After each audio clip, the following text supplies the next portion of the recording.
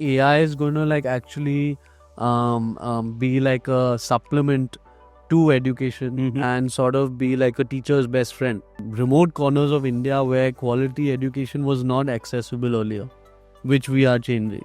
I think the future is this. The future is that it's going to be a hybrid model where parents are going to spend more time on upgrading their students with life skills and life activities. Whether it's the Bible, the Gita, the Quran.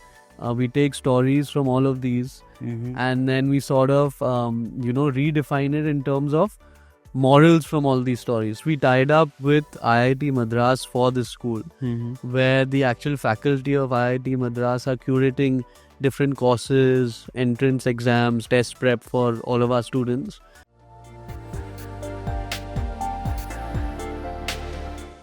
Hey there, welcome to another episode of Leadership Lessons. I'm your host, Yatin Naik, business head at HT Smartcast, and I'm thrilled to have a visionary leader whose work has been transforming the way education is perceived and delivered in India. Please welcome an innovator in the field of education, Mr. Nirvan Birla, the director of Birla Open Minds. As the driving force behind Birla Open Minds, Nirvan is redefining holistic education by focusing on a blend of traditional values and modern innovation. Today, we'll be exploring his leadership philosophy, lessons learned, and how these can inspire future leaders. Hi Nirvan, you are the managing director of Birla Open Minds and Brainiac. Welcome to Leadership Lessons. Thank you. Thanks. Glad to be here. Thanks. It's our pleasure to have you here. Let me start first thing first. I was going through your profile and I found that you've done management from UK. Then you had an experience in a Newbie Teas in UK. Then you did wealth management, and now you are in education. Take us through your journey. Why is education your calling? So I finished my masters in London, and then I worked a little in the UK across various sectors. Then I came back to India. I worked at Motilal Oswal for a bit. So I sort of got a bird's eye view of like all the different sectors in the UK and in the India. I got very different lessons from, work culture abroad and over here.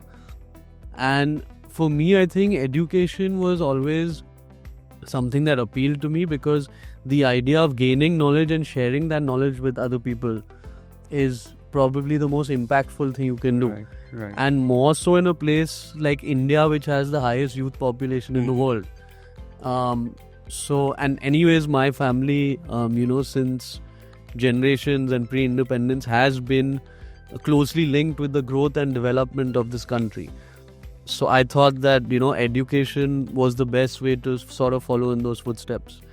And my father and my mother actually had this vision to, provide education and learning on a larger scale, on a much larger footprint, and not just with a few schools, and to make it as a corporate business venture. So that was the vision behind them sort of initiating Birla Open Minds. And when I came back to India, I did explore various sectors and various opportunities, but then this was the perfect fit for my vision and I think my growth, and also aligned with India's growth. Interesting. But so let's talk about Birla Open Minds. There are a lot of education institutions in the country, and so what really is the problem that you're trying to solve here? Right.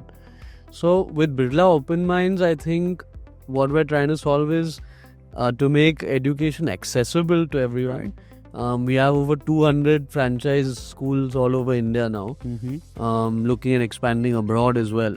So from tier 1, tier 2, tier 3s, we're present everywhere.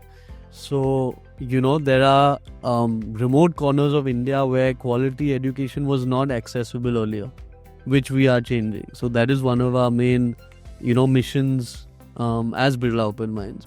But also to sort of increase and enrich the learning that students get to beyond just classroom skills and beyond like core academics. So we also make it our core mission to introduce life skills as part of what students learn in school. So we have the subject called soul science, which we can discuss more later on.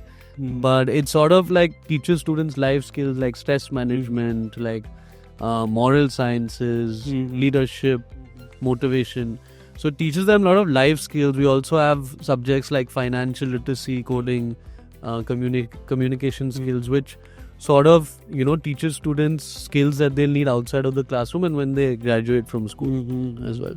No, that's, and you were talking about your own spiritual journey, right? In some sense, impacting this choice of your career. Right. Yeah, I mean, what was that? It seems quite fascinating how that has eventually culminated into something like this. Yeah. So yeah, I think since when me and my siblings, I have an elder brother, younger sister. So since we were kids, my parents actually made sure to bring us up, exposing us to a lot of Indian culture, to spirituality, to some of the ancient masters all over India, like the gurus as you would call them. And we used to like spend most of our childhood in these kind of places, like in a Kumbh Mela, in Haridwar, Rishikesh, meeting all these people, hearing their stories, getting exposed to a lot of India's culture. And that actually helped, make me so much more centered growing up as an adult and sort of solidified my personality. And the whole objective behind subjects like soul science or education in general is to sort of give the students of tomorrow that kind of exposure as well. And I think even for me, education in general is sort of a seva or like a service that you can do. It's the greatest service I think you can do. Because you give young minds, or you give young kids of tomorrow, if you give them an object or if you give them an experience, it probably stays with them for a bit and then its utility goes. But if you give them knowledge, if you give them the ability of how to like shape their lives and personalities, that stays with them for life. So I think with education, what I feel or how that aligned to my own personal vision is it's a very it's the highest level of service you can do, and in terms of spirituality, seva is one of the things that you need to do on a regular basis. So true, interesting.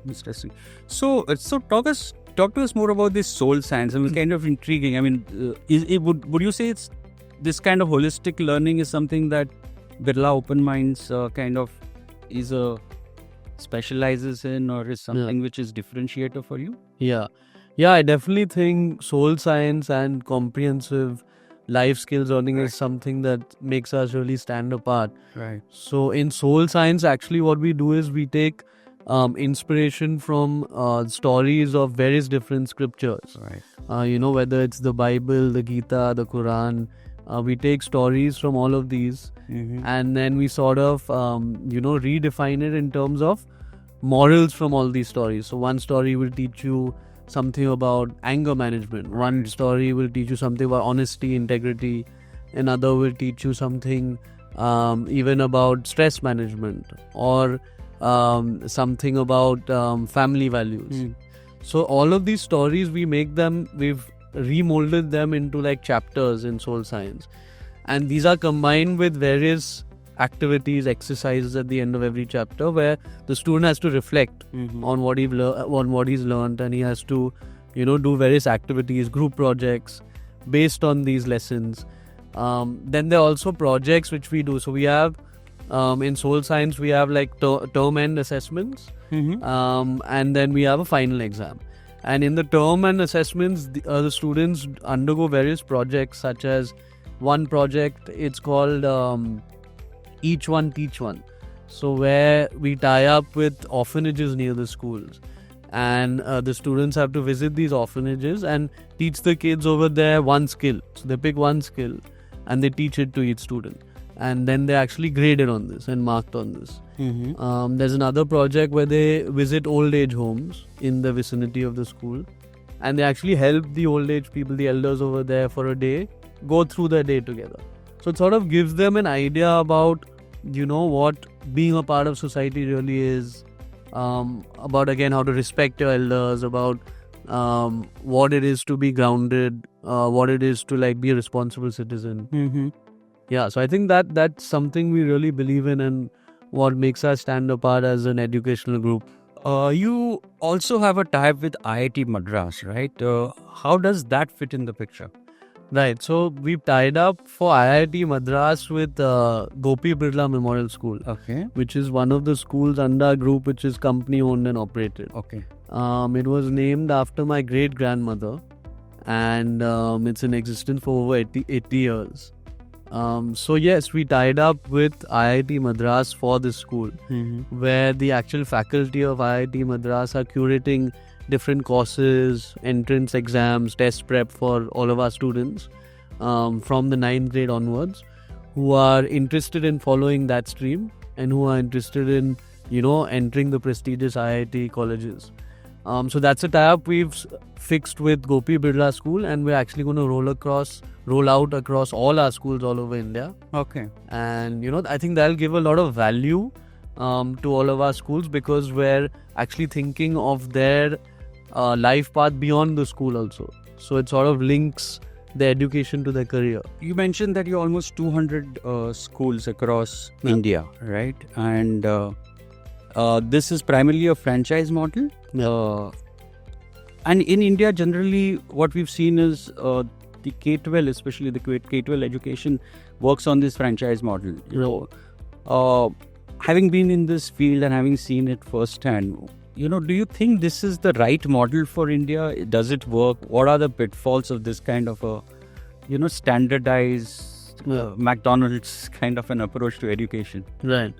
Yeah, I think it definitely works with not just with K-12 schools, but also with preschools. Because there's a lot of land availability, of course, in India. I mean, more so in the tier 2s than in the metros. And there are a lot of people who want to get into education. They may be predominantly in other sectors and, get their main income from other careers or sectors. But what we've witnessed and what I've witnessed in the last 10 years of running this company and business is that a lot of people want to venture into education at some point, because that's how you give back to society. And they have the land availability, they have the capital, but they don't have the know-how. They don't have the technical expertise. They also don't have the brand name that would make parents trust them and send their kids. So that's where the franchise model comes in, be it us or be it other players in the field. Because we come with that pedigree, the brand pedigree, and we also come with the technical know-how. Because we have a full in-house team of people working on the curriculum. We have a full in-house department at Birla Open Mind, separate department to train the teachers and the faculty. We also provide them with, staffing. So from your teachers to your admission counselors to your principals, and we provide the best of the best. Like, we recruit and source them from all over India, and then they go through a professional counseling and training by our team, and then they are placed in the schools. And not just that, we also help the school with the operations, with the marketing, on how to get more admissions, also how to counsel the parents. So all this technical expertise and know-how not everyone has, which is why the franchise model works very well. But how do you ensure that, you mentioned obviously teacher training and all that, but on an ongoing basis, at operational level, how do you maintain quality? Yeah. So there are various methods to that. So of course we have a lot of physical visits to the school. So our teacher training department visits at least 4 to 6 times in a year to the school, where they actually do classroom observations on how the teachers are conducting the classes, on how they're, sensitized to the different students, to their learning styles, on how the principals are managing the whole show. So a lot of our training department visits regularly to the school to supervise these, different protocols. And our field guys, our operation guys, or how we like to call them, the relationship managers with the franchisees, they are also visiting once a month to the schools to actually see how they're talking to the parents, how their administration, safety protocols for all the schools are set in position. And then, of course, we have the regular feedback system. So all our 200 franchises all over India, they have this feedback form which they fill once a quarter, which I personally myself look and see and, look at the different queries, look at the different grievances. And of course, then we have a resolution system. And then, of course, at the end of the year, there's a score. So each school gets a total audit score, we call it, Okay. and which is basically comprised on checks in various different departments. And according to their scores, they actually band it at various levels, whether it's like a platinum band, whether it's a gold band. And then of course there are methods which they can reach the highest band of also. So we do an audit score, and then we show the actual systems and the steps to like reach the highest level of performance as well. Okay. And you also have a homeschooling model or a edtech called Brainiacs. Yeah. What was the inspiration behind that? So the inspiration behind that was under Birla Open Minds with the franchisees and the physical schools. We still felt for some reason we were limited to physical infrastructure. So we wanted our ideologies, our curriculum, our expertise to reach every corner of the world, to be accessible to every student, and to be accessible beyond the classroom also. And we also felt that for students and parents who are open to this online schooling, homeschooling methodologies, they would also get a lot of time outside of studies and education to spend more time with their family, to pursue performing arts, music, sports, all these kind of things. And when it comes to physical schools, because physical schools are affiliated to various boards, so you have to follow the daily system, the number of hours that go into the picture. So we wanted to open that up and keep it to the flexibility of the student at the comfort of his home. So that was the reason why we started Birla Brainiacs, which is an online schooling and upskilling platform, where not just do they cut short the hours, so from 8 hours they are taught the same method under the IGCSE board in 4 hours, and they also taught other skills and other courses outside of the core curriculum, like coding, financial literacy, communication skills, music. So they get to choose one of these other courses also, which they get to study along with their school curriculum, and they get to spend more time in other activities. At the comfort of their home, they can learn and keep up with their schooling, so they don't miss out. But they get to spend way more time with their family, and they get to spend way more time pursuing skills. And they pass out as regular IGCSE students. They just have to appear for a written exam in the 10th grade and the 12th grade. And they pass out as regular Cambridge students. So they're not affecting their future. They're not affecting their, opportunities going ahead. So is this going to be the future of schooling? I definitely think so. Yeah.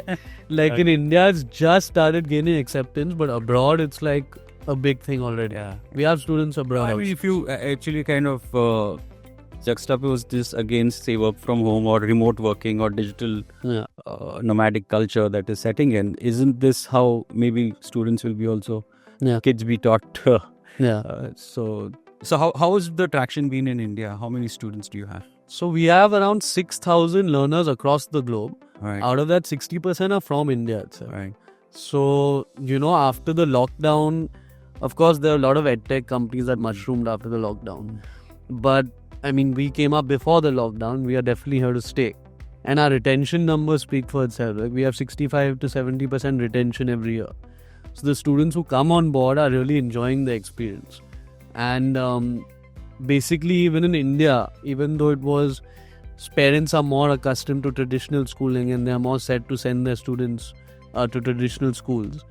Now the whole mindset is changing, where parents are more open to this system and they are more open to this method of schooling, because I think the future is this. The future is that it's going to be a hybrid model where parents are going to spend more time on, upgrading their students with life skills and life activities.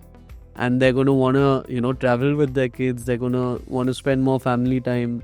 And they want their kids not to miss out on studies as well. But of course, it can't only be screen time, which is why we've introduced a hybrid model where once a fortnight, we have over 200 affiliated physical centers in India and in the Middle East. So where all our students actually collect with the students near them at a hybrid center near them. And once a fortnight, they do various physical activities, whether it's dance, music, sports, science experiments, all linked to our curriculum. So they're actually learning while doing also. Okay. And then they don't rely too much on screen time, so they Hmm. don't have that fear of being alienated, you know, from peer interaction. Mm-hmm. No, That's it. absolutely. So let me come to this is a leadership podcast, and we Yeah. talk a lot about leadership traits, and especially in the field of education. What do you think are some of the key qualities as a leader Right. that one needs to have, and how do you manage your teams, and what is your leadership style? Right. You can tell us about that. Yeah. So I think in the education sector, something that I thought was most important was innovation and flexibility. Right. Because it's still an unorganized space, still building momentum in India. And of course, innovative practices and ideas come up every day, you know, and students have different learning methods, different learning styles. So, being a leader of such a company, you have to be open, to change your mindset. You can't be rigid. You have to be very flexible. So, you have to be open to, listen to views for people all over the world. Sort of not have just a narrow tunnel vision, but sort of have an expanded vision where you can keep adapting your approach, adding new ideas, adding new methodologies. I mean, in my 10 years with this company, I've literally changed my thought process and, vision and mission to what we believe in Birla Open Minds multiple times, based on, of course, the input that I've got from meeting people all over the world. Of course, our core vision and mission remains the same, to make education accessible, affordable to people, to students, and to adults actually all over the globe. And to sort of provide everything to do with education under one umbrella. So that remains our vision and mission. But the means of how to deliver that is very flexible. So I think that is one thing you need to have as a leader in this space. Flexibility, and also I think people skills, because like 85 to 90% of the challenges you have to overcome in this space are like people challenges. True. To learn how to make people out of gel, to sort of appeal to different people's egos, to also sort of have a round table approach rather than a straight table. So like be open to hear ideas from everyone. So that's what. So how are you structured? As in, how big is your team? Yeah. Can you tell us about that? Who are the people who are who's the core leadership team within your company? Right. So we have a team size of around 200 people. Oh, okay. Out of which the head office is comprised of around 85 to 90 people, and the rest are my field guys. Okay. So we have a field team of regional managers with sales. Then we have operational managers who visit the franchise schools regularly. And then we have the training department who go for their classroom observations and teacher training. And the head office is roughly made up of the senior management. And of course, we have different departments. So we have marketing departments, which is all the way going from junior marketing level to the CXO level. Then we have operations departments where they look at logistics, where they look at relationship management, queries, grievance resolution of all our partners. We have, of course, the academics team then, which is like a team of 50 plus people of ex-principals, ex-coordinators who are, every year doing the research, R&D, and they're upgrading and enriching the curriculum. And then, of course, teaching the various schools how to sort of execute that. Then you have your IT teams where they are looking at all our different softwares, where they are creating our learning management systems, which is rolled out across all the schools.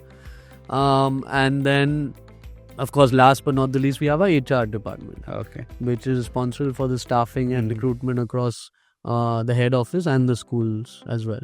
Okay, interesting. And how are you looking at the advent of AI in education? Right. I didn't hear you speak about any AI, team of AI people looking at this kind of field.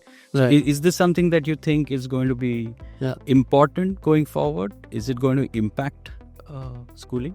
Yeah, I definitely think so. I think AI is the hot topic right now. Everyone everywhere is talking about it. And I think more so in education, because I think AI is going to like actually be like a supplement to education and sort of be like a teacher's best friend, because it's going to help, and it already is actually helping teachers gauge learning styles of various students. Like students have different learning styles, so it teaches them how to sort of penetrate to different students. It also, like, I went for this exhibition in Delhi where there was this AI software, which is a classroom smart screen. You sort of input a lesson plan. Like you say, let's say you want to teach photosynthesis. So this AI bot actually makes customized lesson plans according to your students' reports, and gives you links to videos, gives you lesson plans, gives you exercise activities to make the students perform, and gives you the whole blueprint of how to teach that period or that lecture. Right. And we've actually have a tie-up, which I won't say now, but it'll be in the news very soon, with an AI company, which we're tying up for all our schools. So actually AI is going to be part of our curriculum, of our classroom hardware, in all our schools very soon. And I think, it's going to be a game changer in education for sure. True. So what you're saying is that AI is going to be a tool for getting better outcomes, for example, better learning outcomes, right? Do you also see that we need to look at different outcomes because of AI? Because a lot of things that today being taught in schools, Right. AI can do, right, very well with one command. Right. So do you think that even a rethink on in terms of what needs to be taught to students and what needn't be taught to students, will there be some kind of a rethink on that? Yeah, I mean, see, there's no running away from it. Like, if we don't teach the students, they're going to learn it from somewhere else, Right. for sure. Yeah. So I think definitely AI needs to be taught to students as well. I mean, on one end, it will be a tool for the teachers, but on the other end, definitely students, especially once they come into middle and senior grades, need to start having AI as an integrated part of the ICT and coding classes, where they learn basics on how to use AI, how to create AI, how Prompt to sort of engineering integrate and stuff it. like Exactly. prompt engineering and all. Yeah, no, absolutely. Great. No, that's really insightful, and thank you so much, Nirvan, for coming here. Really insightful. Any last thoughts? Last thoughts, as in terms of advice, or? Yeah, in terms, because a lot of our viewers are also young professionals who are looking at, say, education as a field of career. Right. Is there anything that you would like to tell them about? Yeah, I would definitely say that sort of, have like a set goal. So have one long-term goal and have one short-term goal. Like, have a large blueprint for, like, let's say 5 or 10 years, that these are the major milestones I want to achieve. But then break them down into yearly and quarterly goals also to sort of achieve that. So sort of never lose sight of the larger picture. But like, if you focus too much on the larger picture, it just remains a concept and an idea and never gets executed. So I think for me, all the success I've achieved so far is like, the key is execution. Like, when you keep the idea, never lose sight of that idea. But you sort of break it down into like micro goals in terms of yearly, quarterly goals, which are sort of execution boxes which you keep ticking. True. Yeah. Absolutely. So true. Thank you so much. Thank you. Thank you for your time. My pleasure. Thanks.